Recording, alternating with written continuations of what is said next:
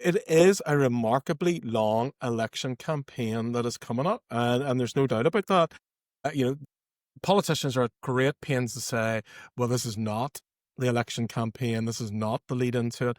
And look, it clearly is the election campaign, and it clearly is the lead into it. We've said this over the last couple of weeks. We've been talking about the SDLP and the Ulster Unionist Party conferences.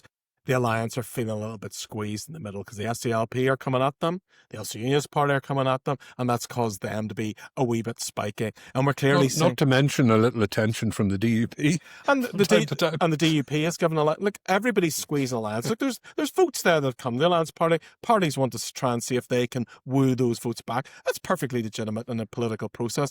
But Alliance have, understandably, I think, felt a little bit under attack and felt like they're the ones that everybody's squeezing in. As we said last week, that's what comes with being a party that's on the rise. People are going to start to squeeze your vote.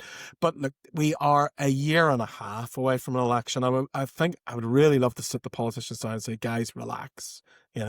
See, you've got this time next year. This is when you need to be ramping up these Twitter spats and ramping up the politicking and the campaigning.